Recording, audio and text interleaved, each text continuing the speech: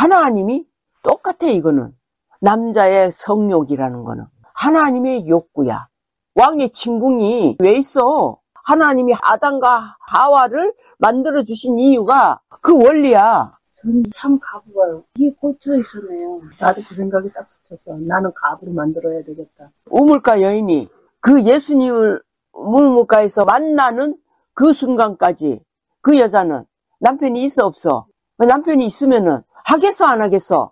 하는 거야. 그러니까 예수님이 그 상황을 아니까 네 남편 데려와라. 아니 왜 느닷없이 남편을 데려오라 그래? 네 속에 있는 정체, 네가 남편이 있지만 지금 있는 자도 네 남편이 아니니 네 말이 참되도다. 이건 이해가 안 되는 말씀이야. 그거는 지금 있는 자도 너는 네 마음에서 남편이 아닌 것으로. 이 우물가 여인이 남편이라는 이 기준은 오직 내 영혼에 대한 딱 너처럼 그런 자야. 그러니까 열심히 이 여자는 뭐를 해? 그 우물가에 나가면은 내가 욕을 먹고 손가락질을 당하니까 가장 뜨거운 한낮에 나가가지고 얼른 생수만이라도. 그 생수가 오늘날 뭐야? 이 말씀이야. 그걸 퍼오는 거야. 그걸 퍼오면은 금방은 또 탁 말씀으로 해결이. 또 하루 지나면은 또 갈급해. 너는 이걸 지금 반복하고 있었어. 말씀의 기준에서 내 자신의 모습이 연결이 돼야지 돼. 그것은 네 마음에서 이제 남편이 없는 그 순간이 있어야지 돼. 그게 참 과부야.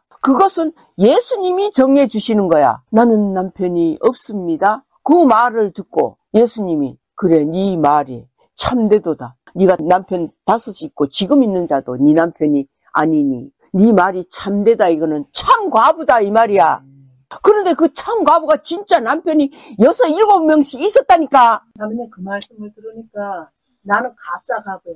난 참 과부가 안 됐어요. 그럼 안 된 거지. 네. 참 과부라고 하는 거는 하나님 기준에서 판단이 돼야지 돼. 내가 이걸 만드는 게 아니야. 그래서 말씀이 있는 거야. 다윗이 그랬잖아. 우리의 체질을 아시는지라. 하나님이 우리의 체질을 아는 거야. 아, 육체는 뭐야? 짐승이야.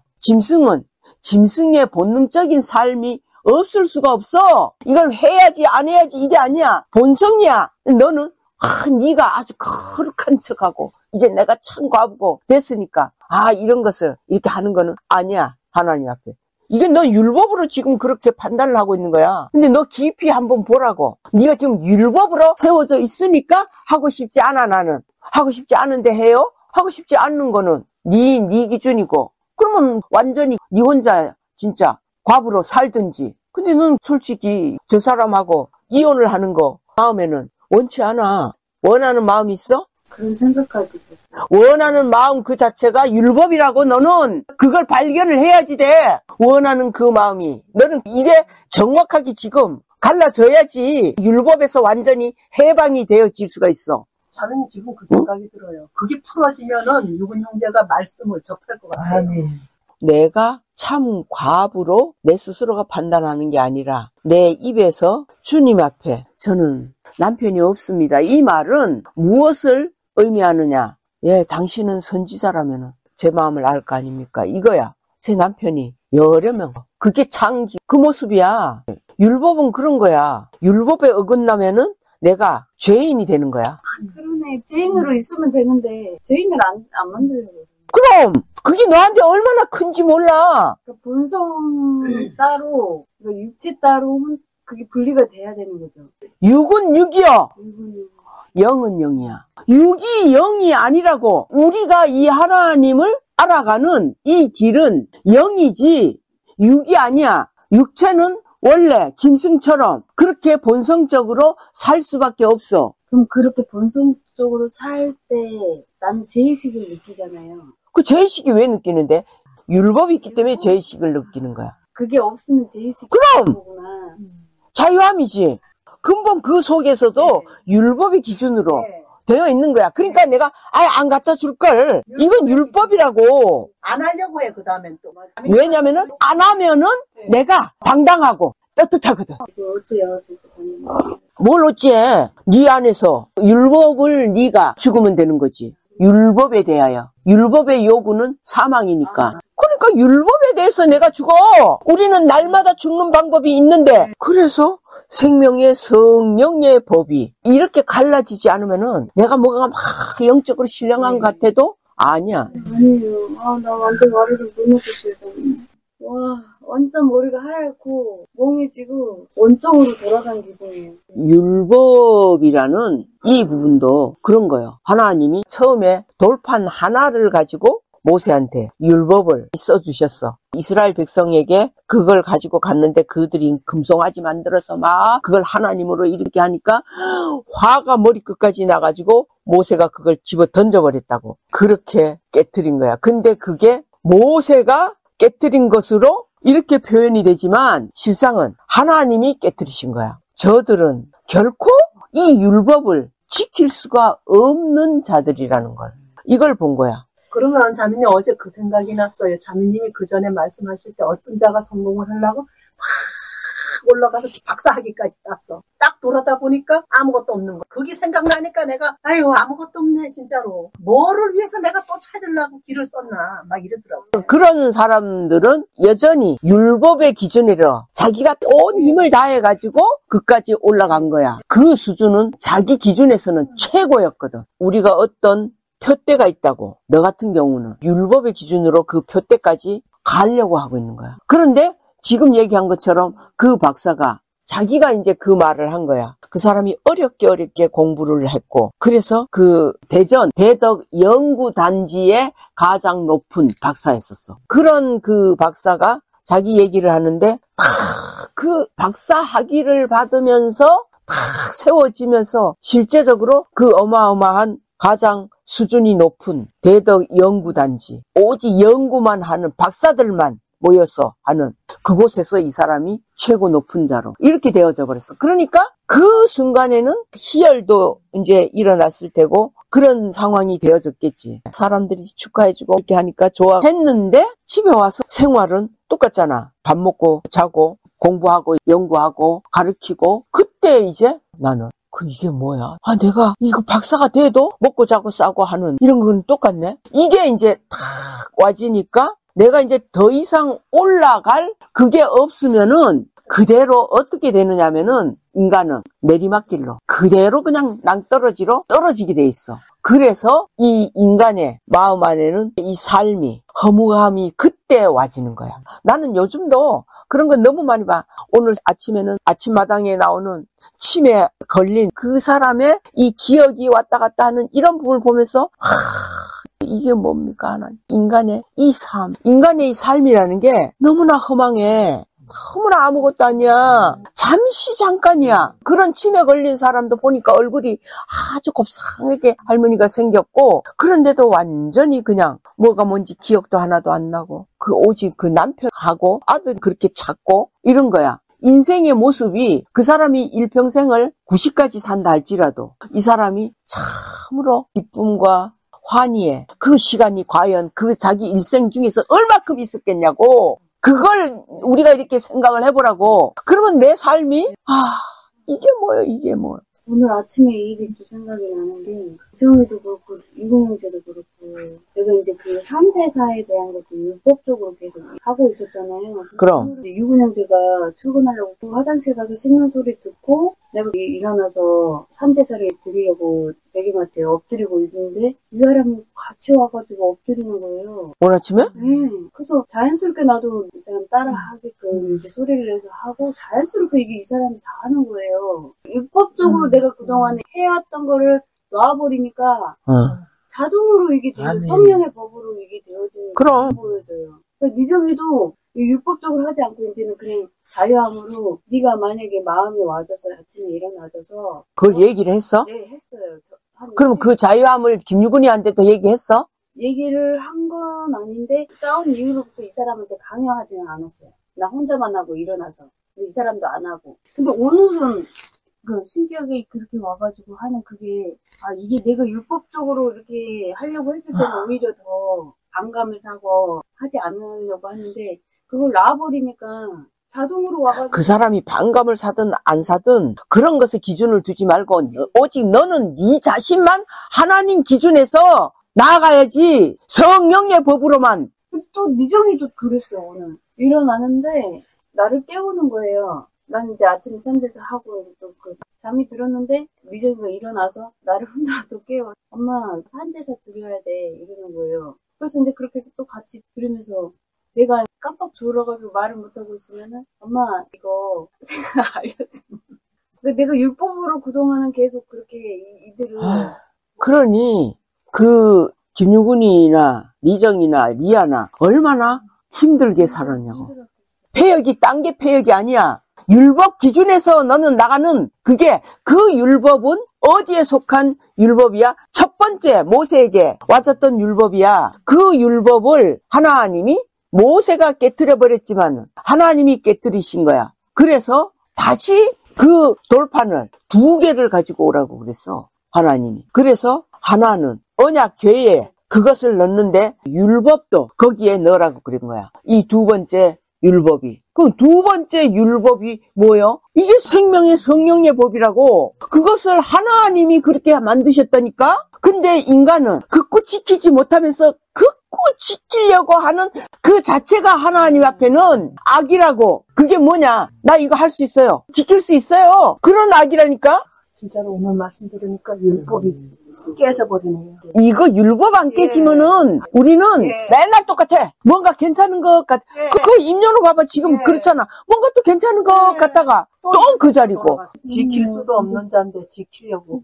그래서 첫 번째 돌파는 첫 것을 폐하심은 하나님이 율법을 그래서 폐하셨다고. 폐하신 거라서 율법을 지키지 않아도 된다는 게 아니야. 반드시 그 율법은 지키는 자가 있어야 돼, 안 있어야 돼? 그래서 그것은 누가 지켜? 율법은? 생명의 성령이. 생명의 성령의 법이지.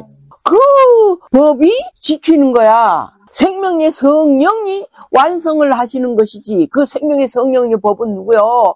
삼위일체 중에 하나이신 보혜사 성령 아니야. 우리는 그분이 지킬 수밖에 없어. 그러니까 자매님 율법이 완전히 폐해지지 않으면은 우리는 성령의 법으로 갈 수가 없는. 갈 수가 없어. 갈 수가 없네. 이면호나 저나 똑같아. 그럼 똑같아. 우리가 율법에 대하여 내가 죽으면은 그 율법은 나하고는 아무 상관이 없잖아.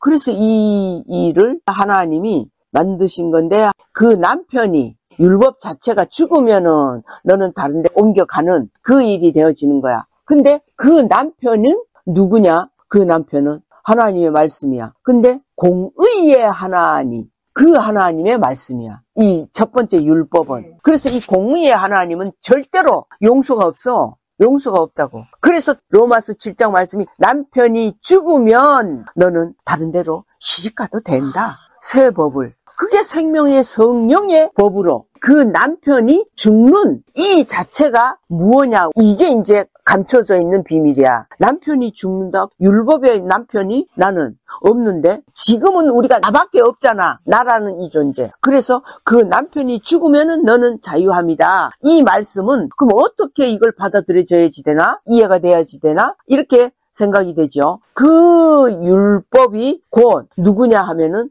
나는 남편도 되고 그 아내도 되는 자야. 우리는 여자도 되고 남자도 되는 거야. 그래서 그 남편이 죽으면 이거는 곧 내가 이 자아가 내 주체의식자가 이게 죽으면은 그 순간부터 나는 그냥 자유야. 율법이 안 죽으면 바보가 안 돼요. 안 되지. 그것을 지금 저 유대인들이 이스라엘이 아주 철저하게 율법을 가지고 그걸 어떻게든지 지키는 이 부분을 하고 있는 거야. 그러니까 하나님이 이스라엘을 그 가지를 감람나무 가지를 그냥 잘라버리는 거야. 죽여버리는 거야. 왜? 그들은 도무지 안 돼. 자기가 안 죽어. 오직 그냥 율법만 잡고 있는 거야. 생명의 성령의 법은 누구야? 예수 그리스도야. 그 예수 그리스도를 자기들 마음에서 인정이 안 되는데 그들이 간절히 찾고 구하겠어? 천만에 철저히 이 율법만이 하나님이십니다. 이렇게 하고 있는데 근데 율법을 올 100% 지켜야 되는데 표면적으로는 그들은 지킬 수가 있어. 그들은 아브라함 때부터 그 율법으로 이렇게 지켜나간 그 삶이 그것이기 때문에 표면적으로는 그런 율법을 지킬 수가 있는데 이면적으로는 지킬 수가 없어. 이면적이라고 하는 거는 무엇을 말하는 걸까? 자기 마음에 와지는 음력, 여러 가지에 도둑질하고 싶은 거, 훔치고 싶은 거, 누구를 죽이고 싶은 거, 이 속에서 나오는 그것을 어떻게 이겨? 어떻게 지키냐고? 어떻게 없앨 수가 있어? 이런 기준이야. 그래서 율법에 대해서는 그 하나님의 말씀이기 때문에 철저히 죄의 삭은 사망으로 그 기준에서 율법의 요구는 오직 사망이야. 그래서 이거는 다른 길이 없어. 죽음밖에 없어.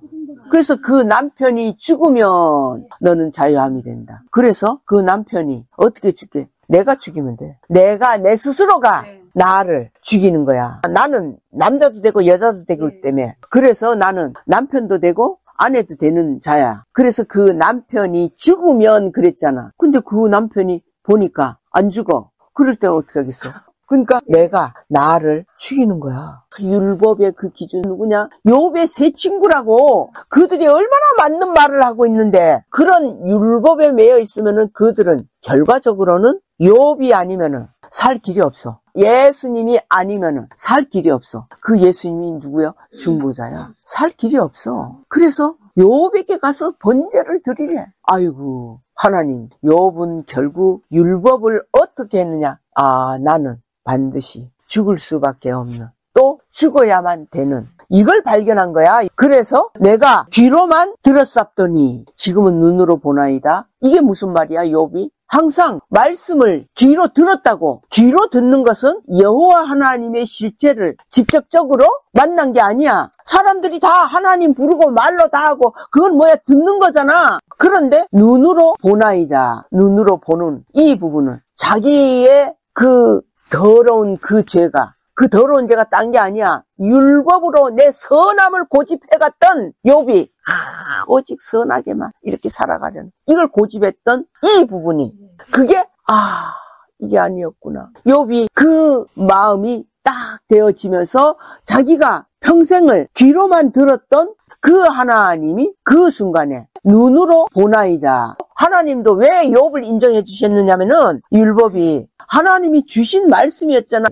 그래서 그 기준에는 당연히 욥은 칭찬을 받을 만해. 그러나 사단이 그걸 참소하는 거지. 아이고 괜히 믿음이 좋은 줄 알아요? 저자에게 기가 막힌 고난과 아픔과 이걸 한번 해줘봐요. 저자가 믿나? 안 믿지. 그런데 이 선함으로 끌고 가는 요 상태는요, 자기의 이 선함이라는 요 자체가, 이 육신이 이게 너무나 좋은 거예요. 내가 어떤 것을 이루면은 좋아 안 좋아? 좋아. 말씀을 이루면은 좋다니까. 그래서 욥은 결국은 무엇이 발견이 되어졌느냐? 자기가 찾고 있었던 거는, 하나님 앞에 나아갈 수 있는 거는 철저하게 율법을 지키면서 나아가고 승리하는 그것만 생각한 거야. 그러니까 그 말씀만 계속 들은 거야. 오늘날의 일반적인 저 종교 안에서도 율법을 가르쳐. 주일 성수하고 소정의 11조도 드리고 이런 게 다 율법이라고. 그러면 새 남편을 만나려면 나의 속에 있는 선을 자꾸 꺼내놔야 되겠네요. 내가 감추는 그 선. 본인이 생각할 때 선은 바깥으로 나와 안 나왔어? 선이 나와. 욥이 그 선으로 살았기 때문에 그냥 이 율법으로만 꽉 잡고 그 선으로 그렇게 살았다니까?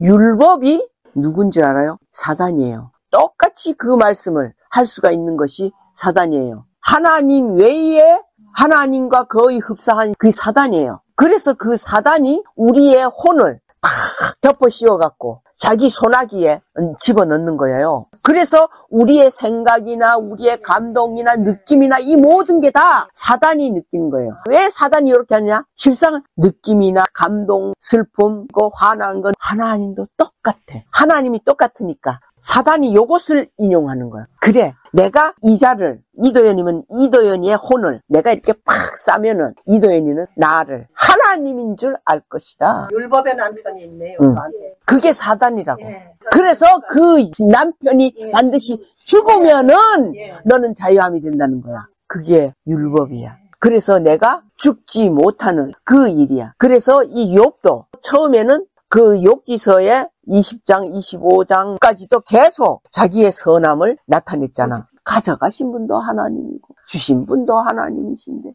내가 누구를 원망하냐겠냐고. 그렇게 자기의 선함으로 수십 년을 이렇게 나간 거야. 율법이 선이니까 이거는 끝까지 안 깨져. 이렇게 강한 거야. 그러니까 이 욥의 세 친구들이 욥을 향해 가지고 율법의 기준으로 계속 말씀 갖고 해주잖아. 그러니까 이 욥은 무슨 소리야? 내가 너희보다도 이 율법을 이렇게 잘 지켜가고 있는데 너희가 나를 판단을 해? 오히려 욥의 세 친구를 우습게 생각한 거죠. 그런데 왜 욥을 향해 가지고 율법으로 욥의 세 친구가 이렇게 했느냐? 어쨌든 욥은 율법을 정확하게 지킬 수가 없는 이 부분을 알려줘야 되기 때문에, 그래서 자꾸 율법을 가지고 욥한테 그렇게 해준 거야. 그렇게 해줬는데 나중에는 이제 이 욥의 세 친구들의 말을 들으면서 어떤 부분에서는 자기 마음에 저 말은 내가 생각한 이 부분하고 저 말이 맞는 것으로 인정이 되는 부분이 하나라도 있을까 없을까? 있어. 그게 뭐냐면은 이러한 이 율법을 내가 지키지 않은 것이네. 네 마음에서 뭐 어쩌고 저쩌고 이렇게 하면은 내 마음에 이 부분이 화가 올라오고 나중에는 욥이 무엇이 올라서 원망이 나오잖아. 처음에는 선함으로 내가 내 어미의 젖을 먹지 말걸 어머니 태에서 자매님을 왜 만나가지고 여기 제가 그랬어요. 욥이라고 그게 욥 꼬라지예요 지금. 이래도 아직도 그 율법의 남편은 못 버리고 버리지 못한 게 아니라 안 버린 거야. 그래서 이 욥은 그렇게 되어지면서 조금씩 내 속에서 그런 악이 나오는 것을, 원망이 나오는 것을 자기가 인정이 되잖아. 그거는 인정이 돼요. 여름말 앞에서 하기 싫었는데 했어요. 자매님을 만나가지고 그때 만나지 않았으면 되는데 제가 여기까지 그러니까 이렇지도 못하고 저렇지도 못하고 이제 그렇게 욥이 자기 속의 것이 자꾸 보여지기 시작한 거야. 그전에는 전혀 안 보여졌어. 그런데 욥의 세 친구 때문에, 율법 때문에 자기 죄가, 그래서 율법은 죄를 나타내기 위함으로 하나님이 보내신 거야. 율법은. 자매님을 만나지 않았더라면은 나는 그 율법을 지키면서 그때를 향해서 그때를 향해서 그러고 가고 있어. 그러면서 너는 네 나름대로 다 이루어진 자로, 그러나 이루어진 그 속에는 뭐야? 교만이 이제 하나님을 향해 가지고 그러니까 다 모든 사람들은 판단하고 있었어요. 그럼 다 판단이지. 너는 가득 차 있을 때 자매님을 만난 거예요. 다 판단이야. 다 판단했어요. 보는 사람마다 왜 못 지켜? 왜 이렇게 안 돼? 왜 이렇게 안 해? 나는 이게 되는데 나는 율법으로 다 죽인 자예요. 그럼 율법의 기준으로. 아주 선이 있어가지고 율법인데 저런 말을 저렇게 할까? 저 율법인데 그게 나다. 아니 근데 이걸 듣는 사람은요, 그걸 율법으로 그러는데 뭐 저걸 뭐 우리가 들을 필요가 없지. 아니 그거 아니에요. 이거는 왜냐면은 욥도 그 욥의 세 친구로 인해 가지고 자기 모습이 보여진 거예요. 이게 그 원리예요. 율법으로 판단하고 있는 그거는 뭐예요? 내가 또 이자보다도 더 높아져 있는 그 모습이죠. 그렇게 했을 때에 욥이 속에서 이제 조금씩 내가, 내 자신이 이제 이렇게 보이는 거야. 그리고 이런 거는 아니었는데 내 자신이 이게 이제 보여졌는데, 그렇게 욥이 보여지기 시작하니까 점점 내가 이상하게 생각이 되어지는 거야. 이상한 게 뭐냐면요, 내 자신이 사람도 아니고 짐승도 아닌 괴물로 느껴지는 거야. 내 자신이 괴물로 느껴진다. 그 무렵에 하나님이 엘리우를 보내신 거야. 엘리우는 성령이라고 내가 얘기해줬죠. 하나님이 보내신 보혜사 성령. 이것이, 이 성령의 법은 무엇이고 율법은 무엇인지 알아? 첫사람 아담은 율법이고 마지막 아담은 예수님, 생명을 살려내는 성령의 법이야. 그래서 우리는 반드시 예수 그리스도가 돼야지 되는 거야. 그래야지 다른 영혼을 우리가 살려낼 수가 있는 거야. 아담으로만 있으면, 아담은 철저한 율법으로만 있으면 살려낼 수가 없어. 그래서 하나님이 욥에게 그 성령을 보내신 거야. 그게 엘리우야. 이 성령은 여기서 말 그대로 내가 너희보다 연소하여 그냥 내가 지금까지 네 말만 듣고 있었다는 거야. 그러니까 나이가 어리니까 어떻게 봤어? 무시를 하는 거지. 욥도 아이고 네가 하나님을 얘기한다고? 처음에는 그래서. 그런데 그 무렵부터 욥은 자기 모습이 이 속에서 자꾸만 드러나졌거든. 내 속에서의 어떤 그 본능적인 죄, 이런 것들이 미워하는 거, 뭐 화가 나서 죽이고 싶을 만큼의 어떤 이런 부분 얼마나 많은데 나는 그게 너무너무 많은 걸 이거는 말로 다 할 수가 없어요. 그런 부분들이. 그래서 따지다해서 따져봤어요. 뭘 그러면 따져서? 너 자매님을 안 만나고 살았으면 응. 어떻게 했을 거냐. 응. 그냥 먹고 싸고 촌이나 추러 댕기고 술이나 한 잔 꺾고 그러고 살았다는 너 그러면 그게 좋더냐? 에이 싫더라고요. 먹는 거나 해가지고 이 사람 저 사람 퍼주고 그렇지. 집에다 쌓아놓고 이래 살았는 아이 그것도 또 싫더라고요. 무지 넣는 것도. 아니 그러니까 그런 것들이 내가 싫은 그것으로 판단을 하지 말고 만족이 없어. 아니 그 만족은 그냥 그건 육신의 기준으로 지금 예. 만족을 말하는 거지. 내가 그렇게 살면은 내 결과가 어떻게 되겠냐고. 이 땅에 남는 자밖에 더 되냐고. 율법은 어떤 자들에게 줬어요? 이스라엘 유대인들이 가나안 땅에 약속의 땅에 들어가서 살면서 살아있을 동안에만 유효한 법이에요. 율법은 생명의 성령의 법은 영의 기준이에요. 우리 영혼 이렇게 정확하게 성경은 이렇게 갈라져 있어요. 그 욥은 그 엘리후의 그 연소함 이 부분이 실제로 율법이 먼저지요. 실제로 맞아요. 율법이 먼저지 성령의 법이 먼저예요? 아니요. 성령의 법은 신약에 와서 되어진 거고. 그 율법도 없어서는 안 되는 거네요. 자, 그럼 절대로. 성령의 법만 인정할 수는 없네요. 율법도 인정이 돼야 되는 거예요. 아, 그거는 당연히 왜 그 인정이 돼야 되냐면은 이 율법은 없애는 게 아니야. 이거는 반드시 이루신다고 그랬어. 그런데 우리가 못 이루어 지킬 수가 없다고 인간은. 그래서 하나님이 이것을 지킬 수 있는 신을 보내신 것이 보혜사 성령이야. 생명의 성령의 법을 주신 거야. 그게 로마서 8장에서 쭉 나오는 거야. 그 생명의 성령이 오셨을 때에 우리는 도무지 못 지키는데 그분이 누가 되어져서 그 법을 이루시겠어? 생명의 성령의 법이신 그 성령이 누가 되어져서 이 율법을 이루겠어? 중보자로 오신 분이. 그럼 그 보혜사 성령이 중보자로 우리는 철저히 그래서 중보자가 돼야지 되는 거야. 어떤 개인이 뭐 내가 예수다 천만에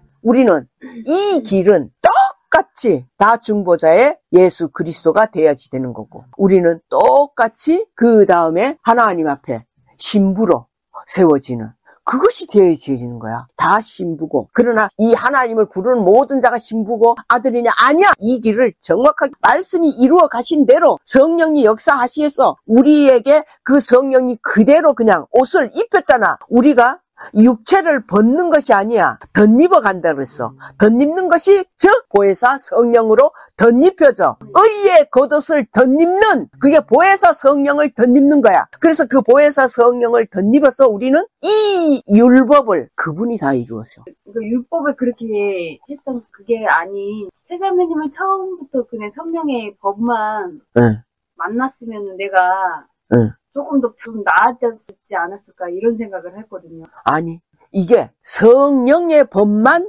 내가 알았다고 가정을 하자고. 성령의 법만 알면은 자기 죄를 절대로 못 봐. 이제 오늘날 사람들이 그렇게 이제 이 성령의 법을 얘기하는 사람도 있는데 그 성령의 이 법만 잡고 가는 사람들이 있어. 얼마든지 있어. 내가 그랬네. 그럼 그렇게 가려고 하는 얍삽하게. 근데 이제 그렇게 가든 저렇게 가든 중요한 것은 자기의 패역한 악, 그 악을 보면은 이렇게 해도 저렇게 해도 결과는 똑같을 수가 있어. 그런데 그 나의 그 죄, 그 패역한 이 죄, 우리의 죄가 관영할 때까지 기다리신다 그랬어. 가득 찰 때에 하나님이 우리를 죽이신다 그랬어. 죄의 삭은 사망이기 때문에. 그래서 욥한테도 똑같이 욥의 죄가 가득 찰 때까지 지금 엘리후를 통해서 계속 찌르는 거야. 이게 지금 어떤 형제도 똑같은 상황이야. 이분 계속 이 찌름을 이걸 봐야지 돼. 그러니까 그 엘리후가 성령의 모습으로 계속 이 욥에게 하나님 기준에서 계속 알려줬어. 근데 처음에는 그건 다 알아. 욥도. 지식이 누구보다도 큰 자인데 욥이 그걸 다 알아. 근데 문제는 내 속에서 이제 요동이 시작이 되는 거거든. 내 죄가 보여지는 거야. 율법 속에 있을 때는 내가 그런 생각이 없었는데, 예를 들어서 어느 날 어떤 여자를 보는데 내 몸은 지금 욥의 몸이 이렇게 병이 들어가지고 이 지경인데도 그 속에서 정욕이 나오는 이런 것이 있을 수 있어 없어? 있어요. 얼마든지 있는 거지. 있어요. 이 나이인데 그냥. 있어요. 주님 앞에서는 거짓말을 못해요. 있어요. 그러니까 그런 부분들을 자기의 모습이 그게 보여지잖아. 그러니까 그런 것이 이 죄로 인정이 될 수밖에 없잖아. 욥이. 그때서부터 인정이 되는 거야. 그래, 내가 이렇구나. 자기 모습이 조금씩 인정이 되어지는데, 엘리후는 기가 막히게 거기에 맞춰가지고 성령이 또 찔러가지고 그 순간부터 욥은 입이 다물어진 거야. 욥의 말이 없어졌어. 엘리후가 욥을 향해서 얼마 되지 않은 엘리후, 나이가 연소한 엘리후, 그것은 생명의 성령의 법은 율법보다는 얼마 되지 않았다고. 성령의 법은 그게 신약이야. 그 욥을 향해서 그렇게 말을 했을 때에 성령이 욥에게 임해질 수 있는 그 일이 일어난 거지. 완전히 임해지는 그 순간에 그 욥기서 39장에서부터 욥이 그를 엘리후로 이렇게 보고 그걸 듣기만 했는데, 그 순간부터 그 엘리후가 여호와 하나님의 음성으로 보여지기 시작했어. 그 전에는 엘리후의 음성이야. 그런데 엘리후의 음성이면은 엘리후의 말로 들었을 거라고. 하나님의 음성으로 들린 거는 그 엘리후의 말이 아닌 하나님의 음성으로 들려지기 시작한 거야. 그래서 하나님이 거기서 폭풍 같은 그 진노를, 그 음성이, 그 진노가 철저히 이 욥을 심판을 하면서, 그러면서 이제 다조에 대해서 내가 오늘 새벽에 본, 이건 다른 부분의 말씀으로 보려고 했었는데, 다조에 대한 이것을 욥기 39장 13절 38장에 여호와께서 폭풍 가운데로서 욥에게 말씀하여 그런 거네. 38장에 이제 욥이 그렇게 보여지기 시작했고, 무지한 말로 이치를 어둡게 하는 자가 누구냐?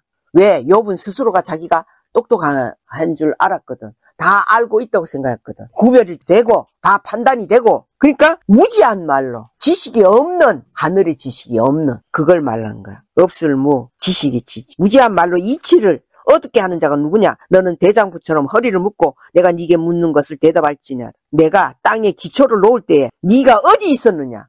네가 그렇게 잘났으면은 그때 내가 땅에 기초를 놓을 때 너 어디 있었느냐? 막 하나님이 이것은 폭풍과 같은 그 음성으로, 엘리야에게는 폭풍 속에서도 말씀을 안 하셨는데 욥에게는 진노가 나오신 거예요. 이렇게 하면서 나중에는 16절에 보면 네가 바다 근원에 들어갔었느냐? 이거는 욥으로서는 도무지 상상이 안 되는 말씀을 들려진 거지. 바다 근원이라니, 지가 아무리 똑똑하고 그래도 머리카락 하나도 희고 검게 할 수 없는 주제인데, 그것을 네가 알고 있는 그 지식, 결국 너는 그 지식의 열쇠만 붙잡고 있는 자가라고, 그거 지금 말씀하신 거야. 하나님은 지식의 열쇠건 지도 못 들어가고 들어가는 자를 계속 네 지식으로 네가 지금 막고 있는 그 죄를 보라는 거야. 하나님이 그걸 진노하시는 거야. 그래서 우리가 가지고 있는 내가 아는 이 지식, 그럼 그게 틀렸나? 아니, 맞아.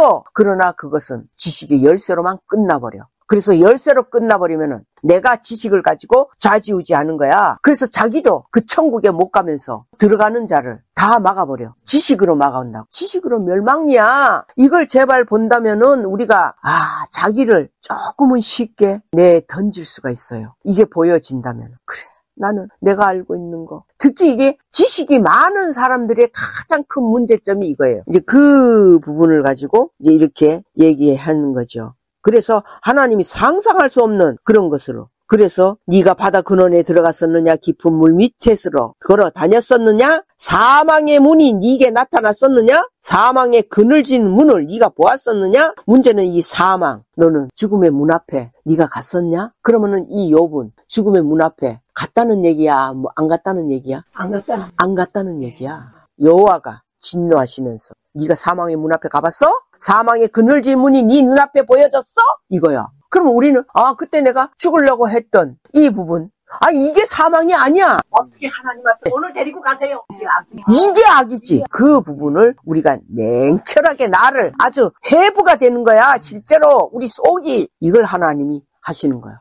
그래서 사망의 그늘진 문을 네가 보았느냐? 땅의 넓이를 네가 측량하였었느냐? 다 알거든 말할지어다. 광명의 처소는 어느 길로 가며 흑암의 처소는 어디냐? 네가 능히 그 지경으로 인도할 수 있느냐? 어디다 대고 네가 그 알량하게 알고 있는 그 지식을 가지고 누구를 지금 가르치고 누구를 지금 판단을 하고 있느냐? 그거예요. 이게 여호와 하나님이 그 진노로 욥에게 이렇게 하셨다니까. 우리는 그 광명한 처소와 흑암의 처소가 이렇게 인도를 할 수가 있어요. 그렇기 때문에 우리는 천국에도 인도를 해야지 되고 흑암, 음부에도 인도를 해야지 되는 거예요. 자, 이것이 이 두 길이 뭐겠어요? 광명한 처소가 있고 흑암의 처소가 있고, 광명한 처소는 뭐예요? 천국이에요. 그리고 흑암의 처소는 지옥이에요. 음부라고, 음부. 자, 우리는 그 천국으로 내가 인도할 수 있어요? 우리 자신이 인도할 수 있어요, 없어요? 지금? 있어요. 무엇으로 인도하지요?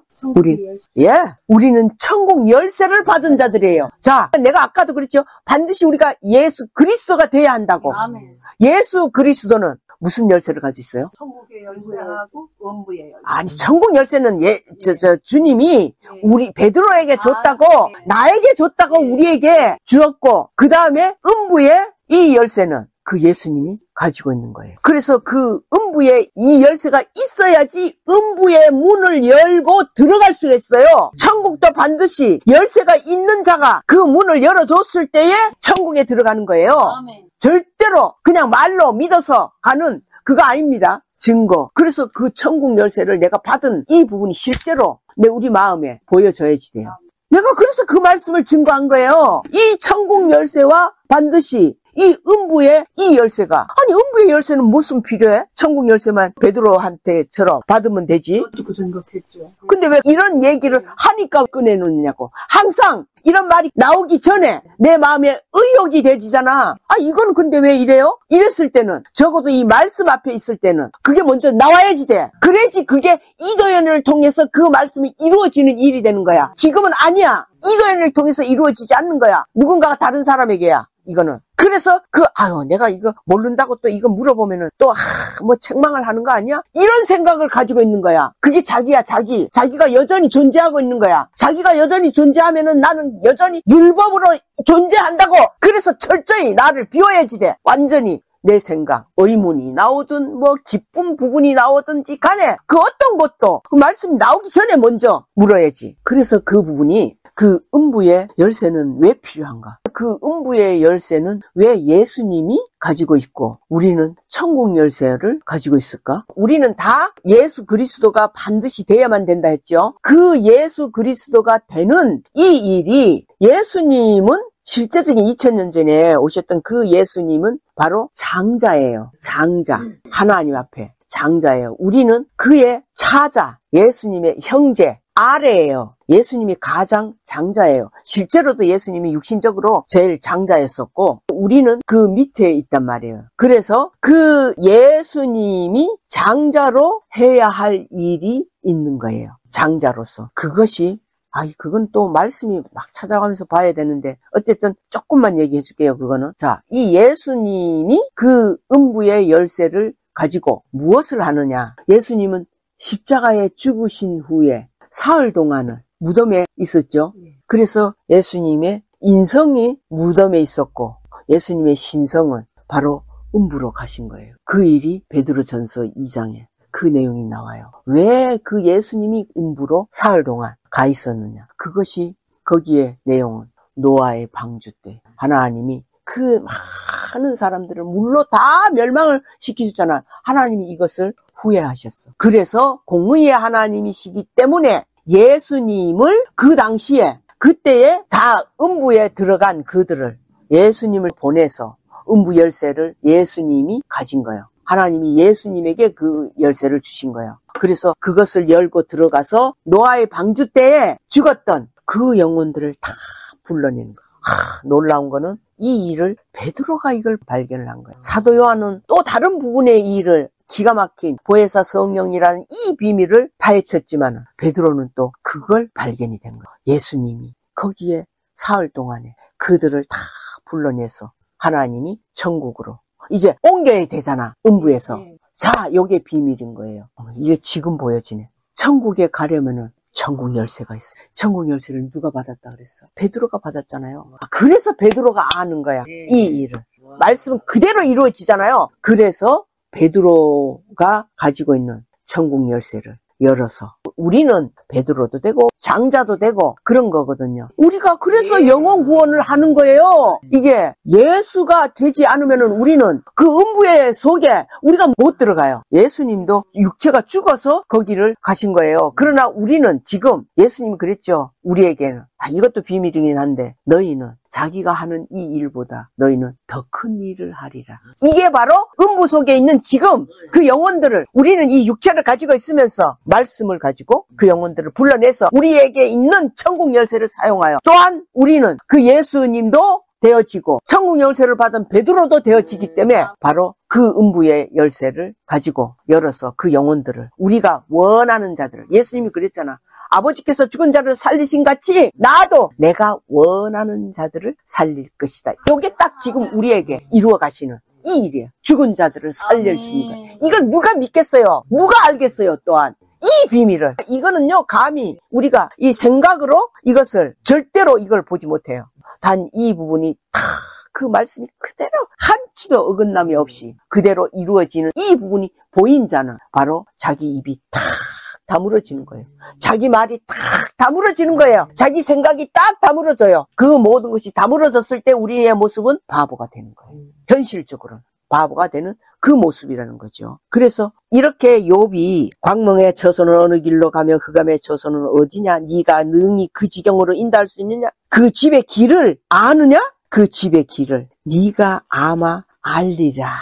요걸 딱 힌트를 딱 주는 거예요. 그건 무슨 뜻이냐? 이 속에서 네가 알 것이다. 이거는 하나님이 네가 엘리후의 말을 지금까지 다 들었지 않느냐. 그래서 아마 알 것이다. 생각이 날 것이다. 왜? 그것을 하나님이 허락을 하시는 거예요. 이렇게 네가 그때에 낯섰나니 너의 연수가 많음이니라. 연수가 많았다는 거는 이 욥이 이제 죽을 때가 됐다는 거예요. 우리도 이것을 기준을 실제로 그렇게 된 거예요. 그래서 이제 여기 30절에 보면은 물이 돌같이 굳어지고 해면이 어느니라. 네가 묘성을 매어 떨기 되게 하겠느냐? 삼성의 띠를 풀겠느냐? 예, 여기에서 이제 목성에 대한 천국이 이게 이제 되는 건데 요거는 이제 나중에 얘기하고 네가 12궁성을 때를 따라 이끌어내겠느냐?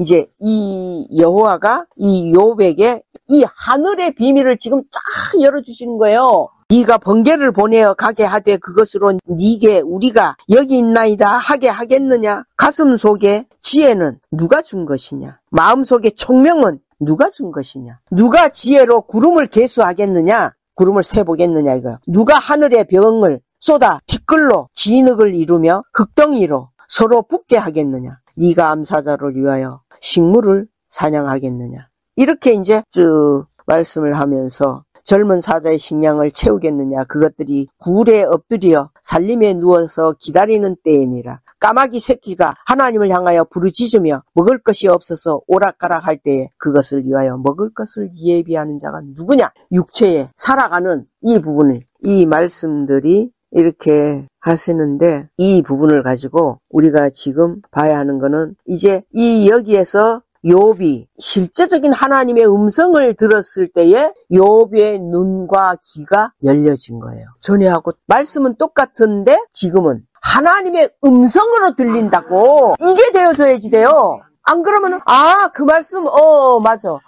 어떤 이런 사람도 이렇게 똑같이 얘기했어. 이렇게 돼버려. 그거는 언제나 지식이야. 지식으로 끝나. 그러니까 이 말씀이 하나님의 음성으로 내가 들려지는 게 중요한 거예요. 아멘. 하나님의 음성으로 이 말씀이 이 사람 말, 나를 제발 보지 말라고. 이 사람의 소리나 말이나 행동이나 이것은 하나도 볼 것이 없어요. 그런 내가 이제 자꾸 드러나지잖아. 그러니까 점점 욥의 죄는 어떻게 돼? 채워지는 거야. 머리 끝까지 채워지는 거야. 점점 수위가 높아져가지고 죄의 수위가 높아졌어요. 절대적으로 이게 되어져야지 돼요. 우리가 이 지식으로 그렇게 됐구나 이런 거 아니에요. 내 속에서. 그래서 여기에서 계속 하나님이 뭘 얘기하느냐면은 39장 26절부터 보면 매가 떠올라서 날개를 펼쳐 남방으로 향하는 것이 어찌 네 지혜로 말미암음이냐.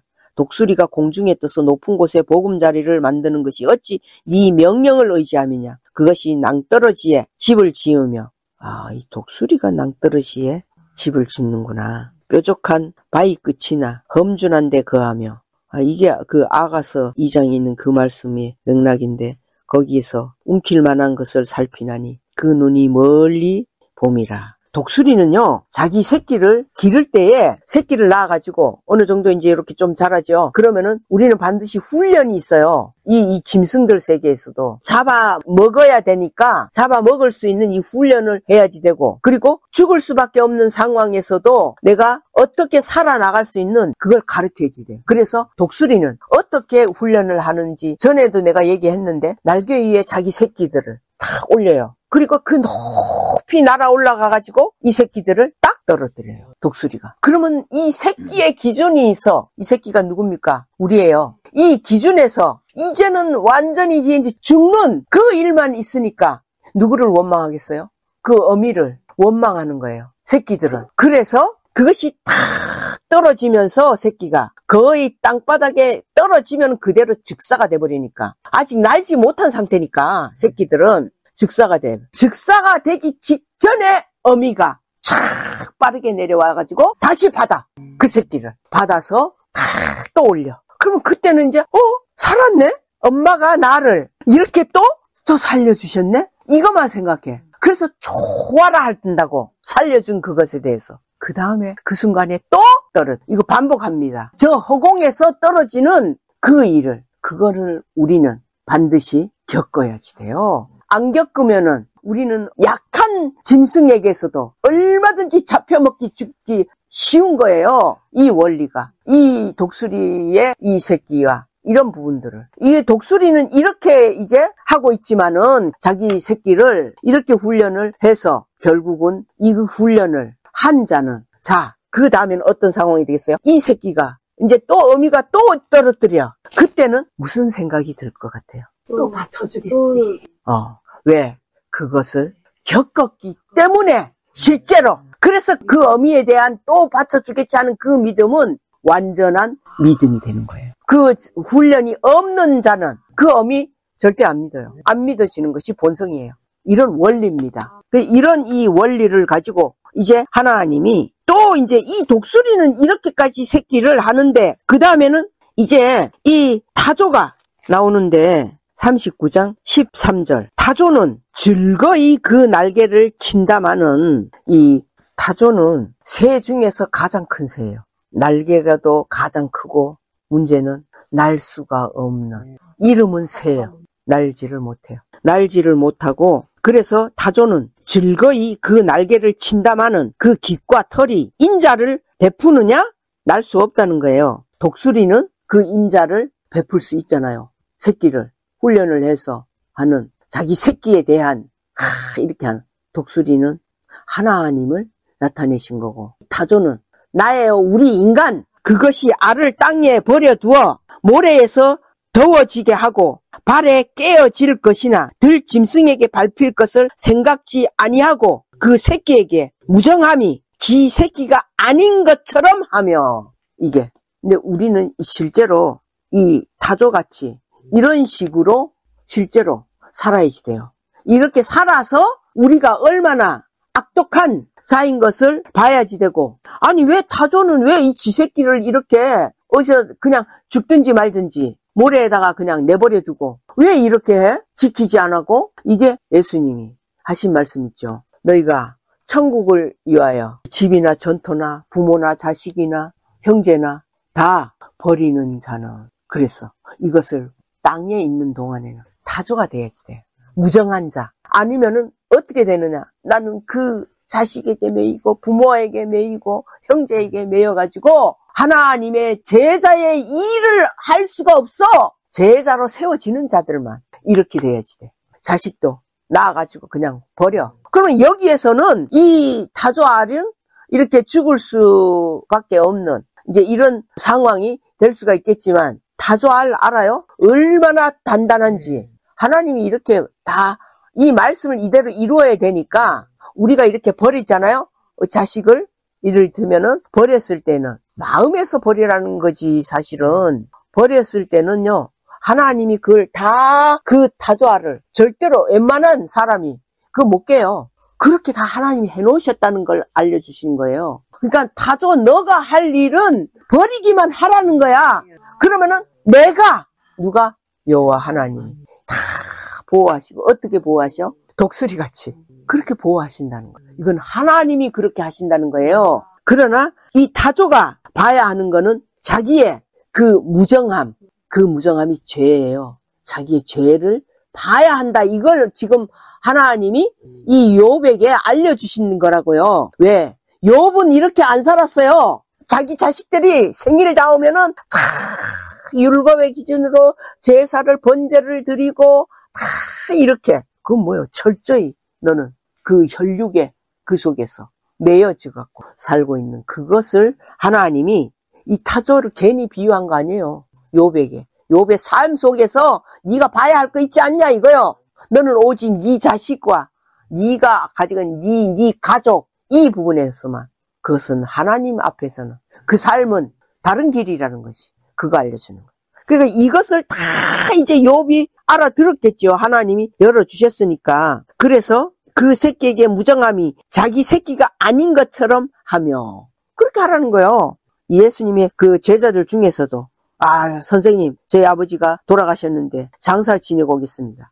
아주 일절 어찌면 그렇게 냉정해. 죽은 자들은 죽은 자들로 장사하게 하고 너는 나를 쫓으라. 그냥 그 말씀만 하는 거야. 그랬을 때 그 속에서는 얼마나 원망이 나오겠어. 이돈이 같으면요. 그런 거예요. 지금 우리는 하나님의 기준으로 살아야지 세상 기준에서 적당히 이렇게 믿고 나가는 그 길은 다른 길이에요. 그래서 그 새끼에게 무정함이 제 새끼가 아닌 것처럼 하며 그 구로한 것이 낳을 때 그 고통과 수고 구로한 것이 헛되게 될지라도 괴념치 아니하나니. 이 타조가 그렇게 한다고. 이는 하나님 내가 지혜를 풍부하지 아니하고 총명을 주지 아니함입니다. 하나님이 그럼 이렇게 하셨다는 뜻이잖아요. 받을 품, 줄 부, 품부라는 거 하는 거는 받고 주고 하는 그 지혜를 하나님이 내가 지혜를 풍부하지 아니하고 주고받고 아니하고 총명을 주지 아니했다 이 말이에요. 그러나 그 몸을 떨쳐 뛰어갈 때는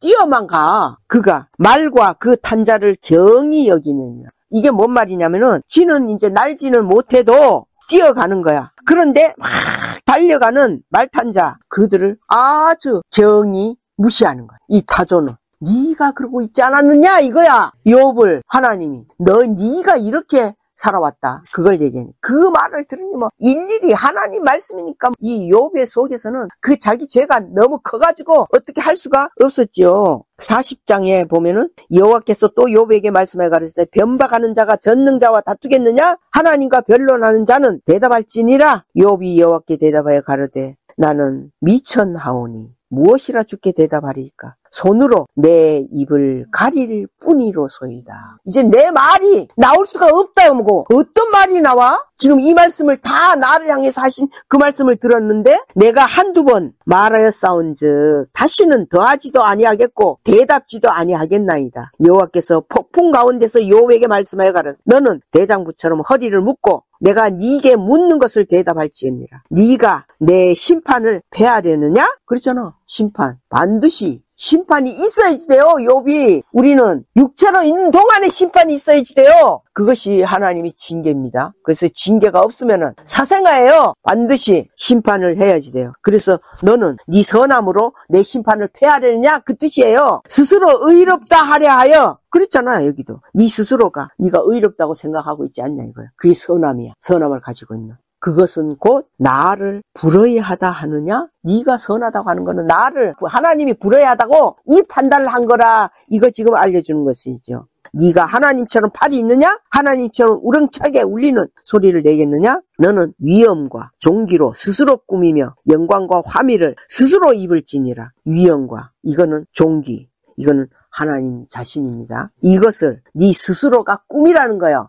즉 예수 그리스도가 되는 그 일을 네가 만들 수 있다 이 말이에요. 그래서 스스로 입을지어다. 너의 넘치는 노를 쏟아서 교만한 자를 발견하여 낱낱이 낮추되. 너의 넘치는 노. 이 욥의 속에는 화가 나오는 거예요. 누구처럼? 나처럼 속에서 화가 나오는 거예요. 그래서 스스로 꾸미며 영광과 화미를 스스로 입을지어다. 보혜사 성령의 옷을. 이제는 우리가 다 아니까 내 스스로가 입어야지 되는 거예요. 그래야지 우리 보이는 이 형상은 보이지 않는 그 형상으로 우리의 남은 시간을, 삶을 살 수 있는 거예요. 너의 넘치는 노를 쏟아서 교만한 자를 발견하여 낱낱이 낮추되. 네 속에 있는 노를 쏟아서 교만한 자를 찾으라는 거야. 교만해져 있는 자. 그러면 우리가 이 말씀을 들을 때 내가 교만한 자인가 아닌가, 이것을 하나님 앞에 그 교만한 자를 발견하여 낱낱이 하나하나 낮추라고 그래. 낮아지게 만드는 거야.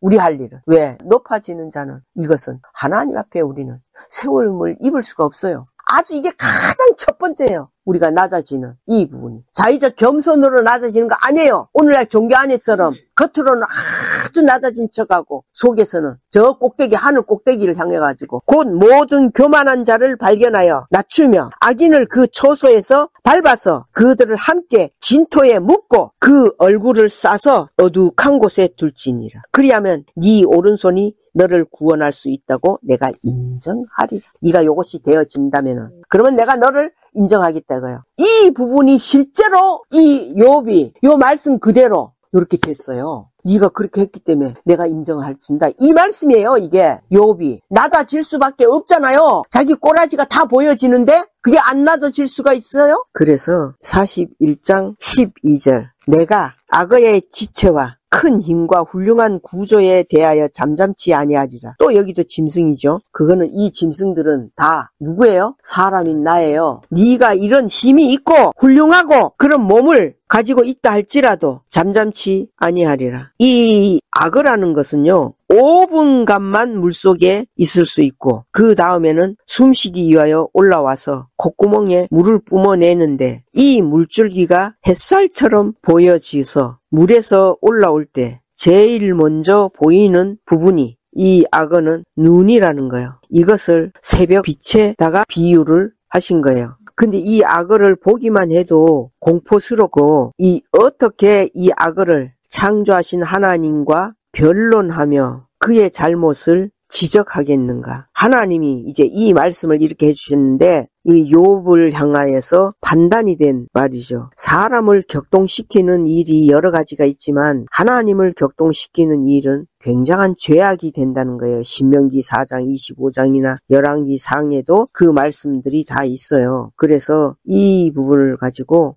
이제 내가 악어의 지체와 큰 힘과 훌륭한 구조에 대하여 잠잠치 아니하리라. 누가 그 가죽을 벗기겠느냐. 그 아가미 사이로 들어가겠는고. 오늘날에는 그 악어를 인간들이 하도 머리가, 이제 사단이 지혜가 들어가가지고 악어를 얼마든지 그 껍질도 벗겨가지고 악어 백을 만들잖아요. 근데 이때는 그런 부분이 할 수 없다는 것을 나타내신 거예요.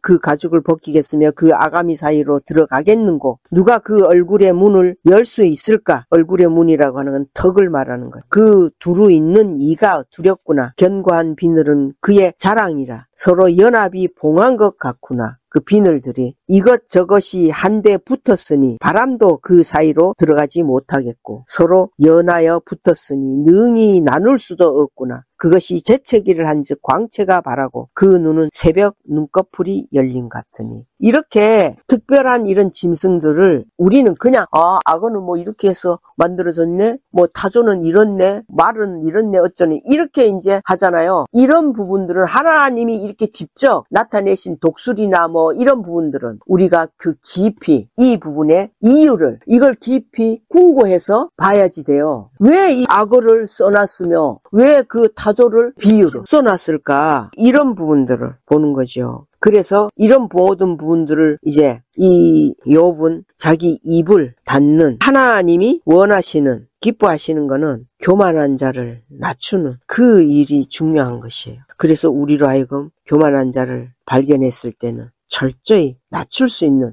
낮출 수 있는 구체적인 그 부분은 하나님은 이렇게 예수님이 세상에 가장 낮은 자로 오셨습니다. 이런 것이 상대방을 낮추게 하는 거 아니에요. 우리를 이렇게 하라고 했잖아요. 철저히 낮춰서. 내가 낮아지지 않으면은요, 절대로 상대방은 안 낮아지게 돼 있어요. 이 비밀을 지금 하나님이 욥에게 알려주시는 거예요. 네가 낮아지지 않으면은 너는 지금까지 다 맨날 가르치기만 했었고, 네가 다 알고 있었고, 네가 다 알아서 다 삶을 살았고, 이것을 그렇게 알려주는 겁니다. 그래서 이제 42장 맨 마지막 장, 욥이 여호와께 대답하여 가로되, 이제 욥의 마음에서 이 말씀을 이렇게 들으면서 이제 자기 말이나 자기 입이 이제 다 닫혀져 버렸잖아요. 자기 말이 닫혀지니까 이제 욥이 갑자기 무언가 보여지는 이 일이 일어난 거예요. 그래서 욥이 입을 열었어. 여호와께 대답하여 가로되 42장 주께서는 무소불능하시오며 무슨 경영이든지 못 이루실 것이 없는 줄 아오니, 이게 실제로 믿어져야지 돼요. 무소불능하시오며 어떤 경영이든지 못 이루실 것이 없는 줄, 그 무지한 말로 이치를 가리우는 자가 누구니까. 이거는 이자가 아닙니까? 욥이 자기를 봤으니까 이자가 아닙니까? 그거죠. 이치를 가리우는 자가 누구니까? 내가 스스로 깨달을 수 없는 일을 말하였고.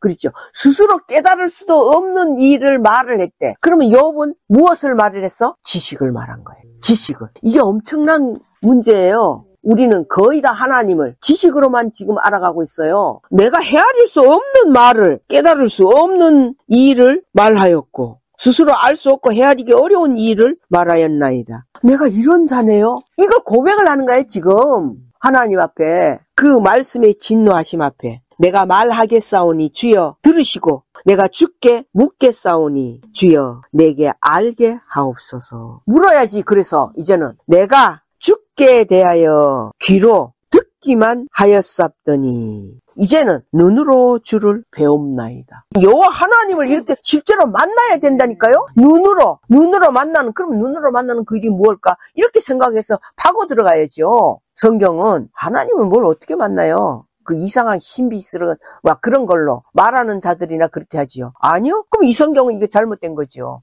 욥이 눈으로 보나이다 했는데, 아니요, 눈으로 보는, 실제적인 이 눈으로 보는 실제가 있어야 돼요? 없어야지 돼요? 있어야지 되는 거잖아요. 반드시 그래야지 실제가 되는 거예요. 우리가 하나님을 만난 이 일이. 저 모세처럼 떨기나무에서 나타나신 여호와 하나님을 모세는 실제로 만났죠? 똑같아요. 이제 지금 욥도 이 많은 과정을 한순간에 그걸 다 겪었어요. 무엇으로? 육체로 겪었다. 그 고통은 말로 할 수 없어요. 내가 차라리 태어나지 아니하였다면 좋을 뻔하였도다. 이렇게 생각할 만큼. 그러나 죽지도 못하고 살지도 못하는, 반드시 그 과정이 있어야 돼요. 우리가 실제로 이 말씀 앞에, 사람 앞에 아니에요. 이 하나님이 곧 말씀이기 때문에 그 말씀이 어느 날 탁 눈에 나타나졌어, 보여졌어. 구약에 다 말씀들이 하나님의 그 천사나 하나님의 사람이나 사자나 나타난 것이 누구예요? 사람이에요. 그가 하나님이에요. 우리는 이렇게라도 이 하나님을 반드시 만나는 이 말씀을 이루어져야지 되는 거예요. 그래야지 욥의 이 결과가 어떻게 되어졌어요. 이전의 삶보다도 나이가 그렇게 많았지만은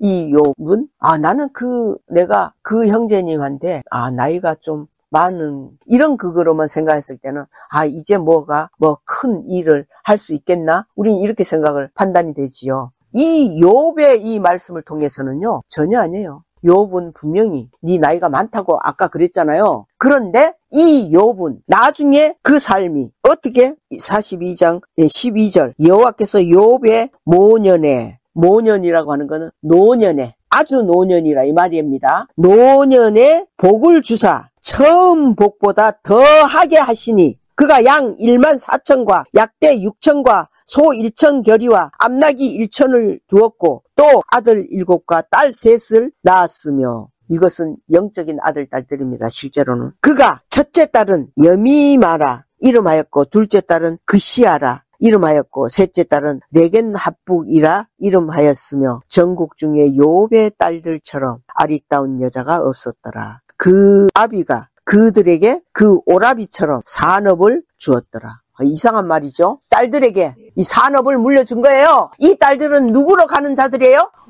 막달라 마리아 신부. 하나님의 침궁에 들어가는 신부, 그들로 되어진다는 것을 지금 이걸 기록해 놓은 거예요. 마지막에 욥기서에 그 산업을 주었더라. 그 후에 욥이 140년을 살며 아들과 손자 4대를 보았고 야, 이건 완전히 이때서부터 욥이 할 일이 있기 때문에 하나님이 이렇게 살게 해주셨다고. 우리는 어떤 하나님의 뜻이 맞는 그 일이 있으면은 우리는 결코 쓰러지지 않아요. 그렇다고 해서 막 세상에 오래 사는 게 목적 천만에요. 나는 전혀 그거 아니에요. 나이 늙고 기한이 차서 죽었더라. 이 삶을 이렇게 욥은 이렇게 이룬 겁니다. 이 기가 막히잖아요. 네, 이 욥이 이 모습이 딱 지금 우리예요. 우리는 아유 이제 나이 많으니까 뭘 하겠어? 아니요. 그건 하나님을 전혀 그 어마어마하신 하나님의 창조의 능력을 안 믿는 일이에요. 그 부분. 그 모세도 120살까지 살았지만은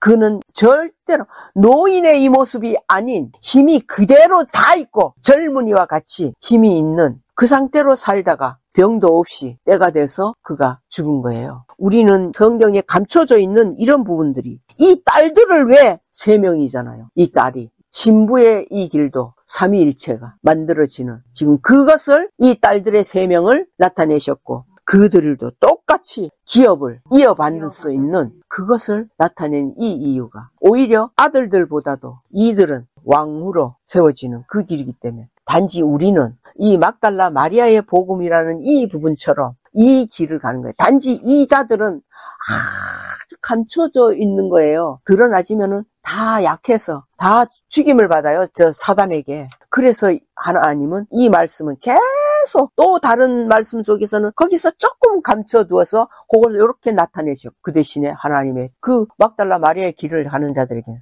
이것을 다 보여주시고 명하여 주신다니까. 우리가 이 성경을 읽는 것이 아니라 그 음성으로 들려지는 명하신 이것을 찾는 거예요. 좁은 형제한테도 뒤에서 저렇게 서포트를 하지 못하면은 아무도 이거 못해 너. 나는 그게 내 속에서 항상 그걸 보고 있는데. 그러니까 나는 그러니까 율법의 기준으로 그러니까 내가 태자매님을 막 세워나간다고 얘기를 하잖아요. 율법의 기준으로 그 사람을 보고 있었던 거예요. 근데 그게 아니었던 거예요. 오늘에서야 보여지는 거예요. 그러니까 태자매님을 향해서 무시하거나 그런 부분들이 본인은 그렇지 않다고 얘기를 하거든요. 근데 내가 느끼기에는 그렇게 말씀을 무시하는. 그러니까 그 율법의 기준에서 네. 네가 판단이 되기 때문에 그렇게 하는 것으로 그렇게 본다고. 근데 그게 아니라고 얘기를 하거든요. 근데 그게 이제 다른 면으로 오늘 딱 보여지는 거예요. 자매님 말씀하실 때 그게 이제 보여지는 거예요. 아, 이 사람 마음 상태가 이런 부분이었는데 내가 율법의 기준으로 최자매님의 말씀을 하고 있는 거를 싫어해? 이거를 무시해? 이렇게 나가는 그런 부분들이더라고요, 지금까지. 근데 이 사람은 그냥 마음에 와진 걸 정직하게 얘기를 하는 거거든요. 최자매님 말씀은 인정이 되지만 인정이 안 될 때도 있다. 이거는 정직함으로 이 사람이 내놓는 일이거든요. 근데 나는 이게 전부 그거를 부인한 걸로 만들어버리더라고요, 내가. 그게 율법이라니까. 그게 있더라고요. 그게 있는 게 율법이야. 너는 율법을 아주 명확하게 이것을 파악이 돼야지 돼. 아주 100%야 너는. 머리로는 아 율법은 이거 아니라고 이렇게 하고 있지만은 현실 속에서는 100% 율법으로. 이 사람이 엘리후였구나라고 보여지는 거예요. 그럼. 그러니까 그 엘리후의 말을 내가 좀 뭔가 경험, 하나님을 알고 있는 지식 그런 걸 가지고 이 사람을 무시하고 이 사람의 말을 그 하나님의 말씀을 듣지 않고 그게 이제 그 부분들이 들어가.